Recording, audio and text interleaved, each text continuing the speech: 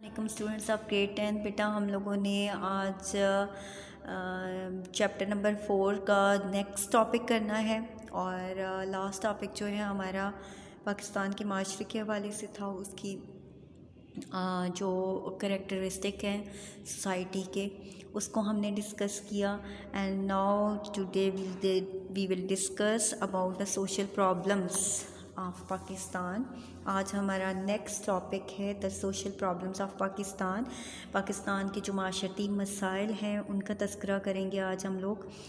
And start करने से पहले आपको एक चीज़ बता दूं कि आप लोगों ने जो आपको असेसमेंट मिली है और उसके अंदर क्वेश्चन पेपर मिला है वो आप लोगों ने बच्चे मंडे को ज़रूर सबमिट करवाना है, ठीक है। उसको ज़रूर सॉल्व करना है और उसके अंदर कुछ क्वेश्चन ऐसे हैं जो SLO हैं, उनको अपने टॉपिक को सही तरीके से देखना है, उनके आंसर सही तरह से सॉल्व उनको जो है वो राइट करना है, ठीक है। तो बहुत नीट और बोर्ड पैटर्न के मुताबिक जो है अपना पेपर सॉल्व करना है, ठीक है। तो नेक्स्ट हमारे पास है इलिटरेसी। सोशल प्रॉब्लम्स में से सबसे पहला जो मसला है हमारे पास वो है नाहांदगी या जहालत, इलिटरेसी, पढ़ा लिखा ना होना। अब जहालत और नाहांदा के लिए भी जो है हमें डेफिनेशन की ज़रूरत है। सबसे पहले हम ये देखते हैं कि इलिटरेसी है क्या। इलिटरेसी बेसिकली जब हम इलिटरेट पर्सन की बात करते हैं या नाहांदा पर्सन की बात करते हैं तो हम उस शख्स की बात कर रहे होते हैं, उस फ़र्द की बात कर रहे होते हैं या उस इंडिविजुअल की कि जो कि लिखना पढ़ना नहीं जानता, वो लिख नहीं सकता, वो जो है वो पढ़ नहीं सकता। तो उसकी ये क्वालिटी जो है या उसने तालीम नहीं हासिल की होती या किसी बाकायदा इदारे में नहीं गया होता तालीम के लिए, तो उसको हम कहते हैं कि वो नाहांदा है, उसके पास डिग्री नहीं है बेसिकली, ठीक है। और वो कुछ जानता नहीं है पढ़ने लिखने के बारे में और उससे आगाही नहीं है। लेकिन जब हम जहालत की बात करते हैं तो इग्नोरेंट होना एक अलग चीज़ है कि इग्नोरेंस जो है, जहालत जो है वो उस चीज़ में आएगी कि ऐसा शख्स जो कि पढ़ा लिखा है, जानता है, हर चीज़ के बारे में उसको आगाही है, लेकिन वो फिर भी उसको अपनी ज़िंदगी में इम्प्लीमेंट नहीं करता, उस चीज़ों को फॉलो नहीं करता, उन पे अमल नहीं करता, तो वो जाहिल है, ठीक है। जाहिल या जहालत लफ्ज़ हम इसके लिए यूज़ करेंगे कि लोग मोस्टली उस चीज़ से अवेयर हैं, उसके बारे में जानते हैं, उसके बारे में उन्हें आगाही है, लेकिन फिर भी उसकी तरफ से आंखें बांध रखते हैं और उस पर अमल नहीं करते, तो उसको हम जो है वो जाहिल कहते हैं या जहालत का लफ्ज़ यूज़ करते हैं। एज़ इट इज़ के जैसे हम अबू जहल की बात करते हैं यानी जाहिलों का बाप। अब अबू जहल इसका मतलब ये नहीं था कि वो पढ़ा लिखा नहीं था, उसको किस चीज़ के बारे में पता नहीं था, उस ज़माने के तमाम उलूम का सबसे बड़ा माहिर था और ख़ुद जो है वो जो होली बुक्स हैं उनके बारे में वो बहुत अच्छे से हर चीज़ के बारे में इल्म रखता था, लेकिन फिर भी उसने कुरान पाक को और हुज़ूर सल्लल्लाहु अलैहि वसल्लम की नबूवत जो है उसको जुटलाया, यानी सब कुछ जानने के बावजूद आंखें बंद कर ली और उसको जुटलाया, तो इसलिए उसको जाहिल कहा गया है। अबू जाहिल यानी जाहिलों का बाप, यानी सब कुछ जानने के बावजूद भी जाहिल है, ठीक है, हम कहते हैं ना। तो उस तरह से हम नाहांदा उन लोगों को लेंगे कि जो पढ़े लिखे नहीं हैं, जो पढ़ना लिखना नहीं जानते, जिनको एजुकेशन जो है उससे महरूम है, ठीक है। अब सबसे पहले आ जाएगा कि illiteracy is one of the biggest problem face by Pakistani society. अब वो कहता है कि इलिटरेसी जो है वो सबसे बड़ा मसला है, ये सबसे बड़ा जो है वो मुश्किल है बाय पाकिस्तानी सोसाइटी, पाकिस्तानी माशरे के लिए, कि पाकिस्तानी माशरा जो है उसके लिए सबसे बड़ी परेशानी का बायस है। And education is the fundamental right of the every Pakistani. अब वो कहता है कि बेसिकली अगर देखा जाए तो तालीम जो है वो एक बुनियादी हक़ है हर पाकिस्तानी का, but still the majority of society is illiterate. लेकिन फिर भी अभी भी जो है वो मोस्टली हमारी जो मेजॉरिटी है या मोस्टली हमारे लोग जो हैं वो इलिटरेट हैं या पढ़े लिखे नहीं हैं। अब मैंने इस तरह से इसका रिव्यू आपको बच्चों दे रही हूँ कि आपके उर्दू वाले लोगों के लिए भी कोई प्रॉब्लम ना हो, ठीक है।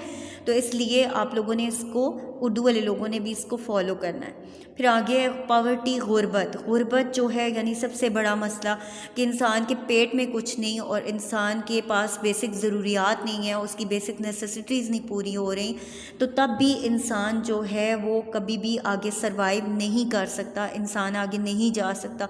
वो बहुत सारी बातों के बारे में फिर नहीं सोचता, अपने इर्द गिर्द होने वाली गलतियों के बारे में, अपने इर्द गिर्द होने वाले मसलों के बारे में वो नहीं जानना चाहता, क्योंकि उसके अपने मसले इतने ज़्यादा होते हैं। Poverty is the root cause of evils. अब वो कहता है पॉवर्टी या गुर्बत जो है वो सबसे बड़ा रूट काज है, यानी बुराइयों की जड़ है। जो हम कहते हैं ना, मुहावरा यूज़ करते हैं, बुराइयों की जड़।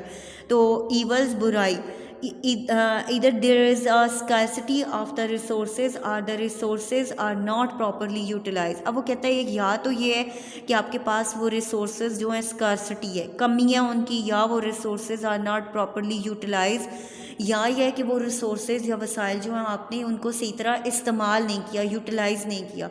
यानी एक तो वो वसाइल जो है आपके पास कम है, या फिर जो है वो वसाइल आपको अवेलेबल नहीं है, या ये है कि आपको अवेलेबल थी वो चीज़ लेकिन आपने उसको सही तरह से इस्तेमाल नहीं किया, और जिसकी वजह से वो जल्दी आपके पास वो ज़रिया, वो वसीला ख़त्म हो गया। लाइक जैसे हम गैस की एग्ज़ाम्पल लेते हैं कि गैस है, जैसे हमारे पास एक नेचुरल रिसोर्स है, अगर हम उसको इसी तरह से बेदरगे इस्तेमाल करेंगे, उसको उसी तरह से जो है बग़ैर किसी प्लानिंग के इस्तेमाल करेंगे, तो हमारे पास ये ज़ख़ीरा ख़त्म हो जाएगा। तो इस तरह से आपके पास या तो वो चीज़ मौजूद ही नहीं है, और अगर है तो आपने उसको इस्तेमाल सही नहीं किया। ठीक है। अब वो कहता है that is why people live in poverty, जिसकी वजह से लोग गुर्बत में रहते हैं, which are responsible for many evils in the society, जो कि माशरे में बहुत ज़्यादा ख़राबियों, बुराइयों का की जड़ हैं। अब वो कहता है कि अगर हम अपने वसाइल को सही तरीके से, अब आपके घर में देखें कि आपके घर में जितना भी इनकम आती है उसको आपकी अम्मी अगर एक अच्छा बजट बनाती हैं और उसमें सारी चीज़ें जो है वो सही तरह से मेंटेन करके उनको उस बजट को, उस इनकम को जो है वो इस्तेमाल करती हैं, तो आपके पास सेविंग भी होगी। आपके पास मुश्किल टाइम में, या अगर कोई एक्सीडेंट हो गया है, आपके घर में कोई हादसा हो गया है, कोई मसला हो गया है, उस एमरजेंसी के लिए भी उनके पास पैसे बचे हुए होंगे।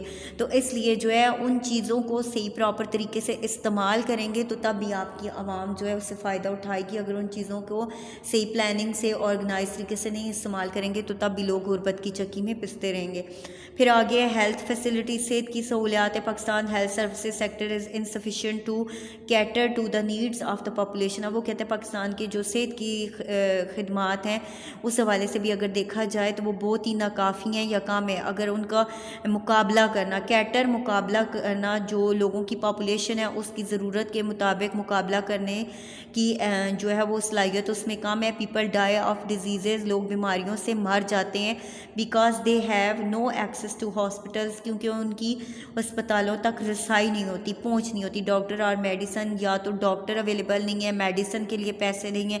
तो इसलिए वो कहता है कि जितनी भी हेल्थ की सहूलियात हैं वो फ़िलहाल जो पॉपुलेशन, जो हमारी आबादी है, जितनी उसकी ज़रूरतों को कैटर करने के लिए, उनका मुकाबला करने के लिए या उन ज़रूरतों को पूरा करने के लिए काफ़ी नहीं है, जिसकी वजह से बहुत सारे लोग उन सहूलतों से महरूम रह जाते हैं। नेक्स्ट हमारे पास जो है फोर्थ आ जाती है प्रॉब्लम, वो है हमारे पास सोशल स्ट्रैटिफिकेशन। सोशल स्ट्रैटिफिकेशन क्या है?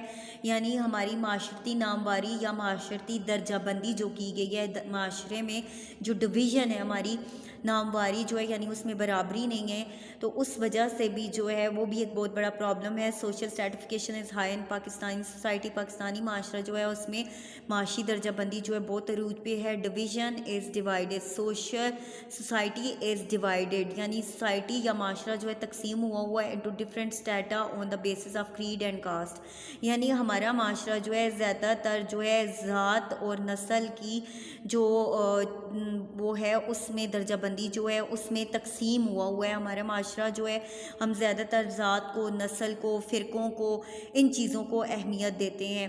Because of the uneven distribution of wealth there is huge difference between the rich and poor. अब वो कहता है कि जो अनइवन डिस्ट्रीब्यूशन है, यानी गैर मुनसिफाना दौलत का जो तकसीम है, दौलत जो है वो चंद हाथों में जो है वो बाउंड होकर रह गई है। यानी अमीर अमीर तर होता जा रहा है और गरीब जो है उसके हालात बद से बदतर बदतर होते जा रहे हैं, यानी किसी की ज़िंदगी में कोई तब्दीली नहीं आ रही, which is also cause of the evils in the society, जिसकी वजह से माशरे में बुराइयाँ जन्म लेती हैं। यानी लोग जराइम करने पे आमादा होते हैं जब उनके पास सहूलतें नहीं होती। जब आज अपने इर्द गिर्द देखें, इतने पढ़े लिखे लोग जो हैं उन्होंने हाईली क्वालिफाइड लोग हैं, तो वो जो है कोई दुकान खोल के बैठा हुआ है, कोई रिक्शे चला रहा है, कोई ड्राइविंग कर रहा है, यानी उन्होंने अपनी रोज़मर्रा ज़िंदगी के लिए लाइवलीहुड जो है उनकी, उसको सर्वाइव करने के लिए ज़िंदगी में उन्होंने वो चीज़ कमानी है। तो इसलिए बहुत सारे लोग हमारे जॉबलेस हैं, अनएम्प्लॉयमेंट है, पॉवर्टी है, और बहुत सारी बेसिक नीड्स हैं जिनसे लोग महरूम हैं। और कुछ लोग जो हैं उनको इन चीज़ों की परवाह नहीं है और वो जो है अपनी ज़िंदगी में मस्त हैं। तो इसलिए वो कहता है कि क्लास डिफरेंस है सबसे पहले, फिर उसके बाद है फ्यूडलिज़म यानी जागीरदाराना निज़ाम है, यानी हमारा माशरा जो है जागीरदारों के जो है उसके हमारे जो लोग हैं वो जागीरदारों के अंडर ज़्यादा हैं, क्योंकि ज़्यादातर हमारा ज़रूरी इलाका है और ज़्यादा ज़मीनें जो हैं वो जागीरदारों के अंडर हैं, जिनके ऊपर छोटे किसान, छोटे ज़मींदार जो है वो काम करते हैं या उनके ऊपर फसलें उगाते हैं और उससे अपनी लाइवलीहुड जो है वो कमाते हैं।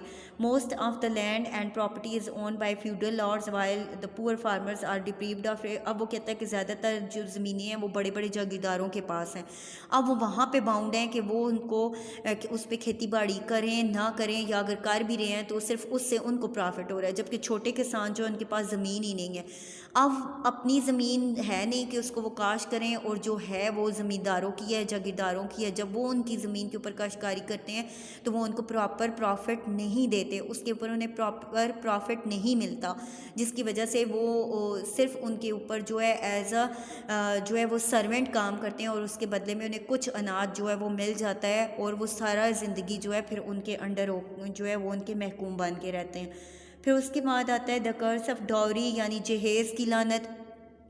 जहेज़ जो है सबसे बड़ा जो है वो ईवल है, जो कि हमने हिंदुओं से जो है उसको अपनी सोसाइटी में उसको एक रच बस जाने वाली जो है कंडीशन है कि हमने उनसे लिया और उसको अपनी ज़िंदगियों का हिस्सा बना लिया। गो कि अभी एक लॉ डॉरी जो है ऑर्डिनेंस पास हुआ है कि जिसके तहत आप जो है एक फ़िक्स अमाउंट के अलावा इतना ज़्यादा जहेज़ नहीं दे सकते। फिर उसके बाद है the practice of dowry brings untold miseries to the poor families. जो गरीब ख़ानदान है उनके लिए बेइंतहा मुश्किलात का बायस है। वो बेटियों के लिए उनको एजुकेट करें या उनकी शादियां करें। अब बच्चों को उन्होंने एजुकेशन के लिए जो है वो उनको पीछे छोड़ देते हैं और उनकी शादियों की फ़िक्रों में लग जाते हैं, उनके जहेज़ जमा करने लग जाते हैं, जिसकी वजह से मोस्टली हमारा जो तबका है वो जो है इलिटरेट रह जाता है, यानी बाकायदा तौर पे एजुकेशन, प्रोफेशनल एजुकेशन नहीं हासिल कर पाता। फिर उसके बाद है ड्रग ट्रैफिकिंग एंड स्मगलिंग। सबसे पहले जो है ये वाली चीज़ स्मगलिंग और मंशियात वगैरह जो है उसकी जो बुराई है, ये सबसे बड़ी बुराई है जो माशरों को ख़त्म कर देती है। Drug abuse and smuggling has played a big role in the destruction of the society. माशरे को ख़त्म करने के लिए जो मंशियात है इसकी स्मगलिंग करना, इसका कारोबार करना, ये एक अहम किरदार अदा करता है कि जो कि माशरों को तबाह कर देता है। And the society can not become happy unless and until this menace is controlled। अब वो कहता है कि एक माशरा कभी भी खुशहाल नहीं हो सकता, कभी भी एक माशरा कामयाब नहीं हो सकता और उसमें खुशहाली नहीं आ सकती जब तक इस मिनास को यानी इस लानत को ख़त्म ना किया जाए। हमारे माशरे में बहुत सारे नौजवान ऐसे हैं कि जो मंशियात का शिकार होते हैं। हमारी पॉपुलेशन का वो हिस्सा जो कौम के लिए कुछ कर सकता है, अपने मुल्क के लिए कुछ कर सकता है, अपनी फैमिली के लिए कुछ कर सकता है, उसको हम मुतासर करते हैं और उसको हम तबाह करते हैं इसकी वजह से। तो इसलिए सबसे बड़ा जो है वो पॉइंट ये है कि हमें ऐसे इक़दाम करने चाहिए, हमारे इर्द गिर्द हमें ऐसे निगाह रखनी चाहिए कि हमारे बच्चे जो है वो इस चीज़ से एक्सप्लॉइट ना हो। फिर उससे जो है हमारे बच्चे स्पॉइल हो रहे हैं और जो है वो हमारे बच्चे जो हैं उनकी ज़िंदगियाँ जो है तबाह ना हो। टेररिज़म, दहशतगर्दी एक और बड़ी प्रॉब्लम जिसको फेस पाकिस्तान करता है और जो है कर रहा है, जिसके लिए पाकिस्तान जो है हर जगह जो है वो दुनिया के बैनुल-अक़वामी सतह पे बदनाम हुआ दहशतगर्दी की वजह से। Terrorism has created havoc in the society. अब वो कहता है कि दहशतगर्दी जो है वो मुल्क के अंदर जो है, माशरे के अंदर जो है वो एक तरह की जो है वो ऐसी फ़िज़ा पैदा कर देता है कि जिसकी वजह से डर, खौफ की फ़िज़ा पैदा करता है। नो वन फील सेफ़ हर कोई अपने आप को जो है वो महफूज नहीं समझता, कंटेंटेड इन सच सिचुएशन, और इस हालात में अपने आप को मुतमिन नहीं समझता। यानी कोई इंसान सुकून में नहीं होता, किसी को सुकून नहीं होता ऐसे हालात में। उनको ये श्योरिटी नहीं होती कि हमारे घर से जाने वाला शख्स वापस आएगा तो वो ज़िंदा सलामत वापस आएगा या नहीं। और उसके अलावा वो जो कारोबार के लिए निकला है, क्या वो अपना कारोबार, अपनी दुकानें खोल सकेगा, अपना कारोबार कर सकेगा आज, क्या वो अपना तमाम चीज़ें, अपने तमाम ज़िंदगी के अमूर जो है वो स्मूथली कर सकेगा, या ये है कि वो अपनी जान की सिक्योरिटी के लिए घर में छुप के बैठ जाएगा, अपनी जान की सिक्योरिटी के लिए दुआएं मांगता फिरेगा। और जो है वो हालात, वो शहर जो है वो, हमारे बच्चे जो है एजुकेशन के इंस्टीट्यूट बंद रहेंगे, हमारे सेहत के हवाले से हमारे हॉस्पिटल बंद रहेंगे, और लोग जो है वो सुकून में नहीं रहेंगे। फिर उसके बाद है चाइल्ड लेबर, है बच्चों से काम करवाना। Instead of imparting education the children are subjected to child labour. अब वो कहते हैं बजाय इसके कि हम इम्पार्ट करें, यानी उनको एजुकेशन दें, हमारे बच्चे जो है वो चाइल्ड लेबर का शिकार होते हैं। यानी जो है बच्चों से मजदूरी करवाई जाती है छोटी उम्र में, which is not just a problem but N evil. ये एक मसला नहीं है बल्कि एक बुराई है।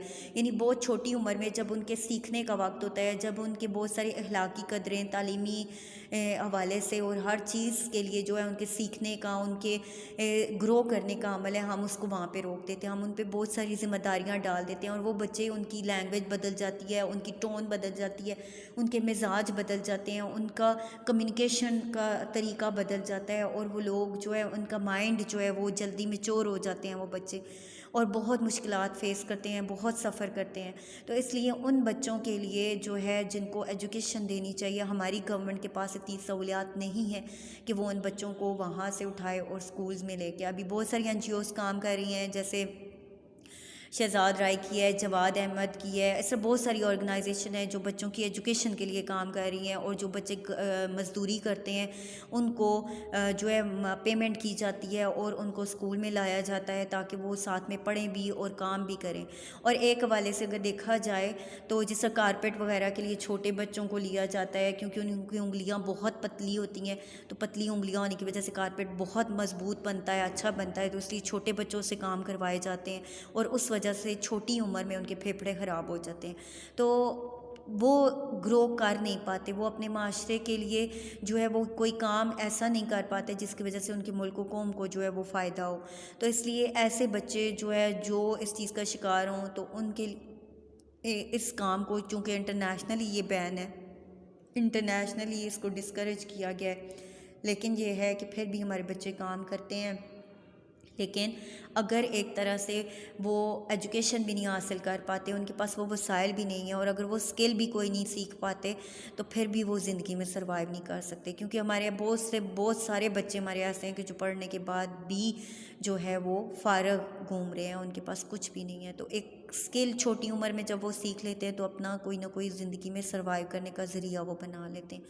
लेकिन हुकूमत को स्टेप्स उठाने चाहिए, इक़दामात करने चाहिए, और ये तमाम प्रॉब्लम्स उसी वक्त हल हो सकती हैं जब बेहतर मैनेजमेंट हो, बेहतर वसाइल को यूज़ किया जाए, बेहतर तरीके से अपनी सोसाइटी को अवेयर किया जाए, उन्हें एजुकेट किया जाए। आई होप यहाँ तक आपको समझ आ गई होगी। Thank you students.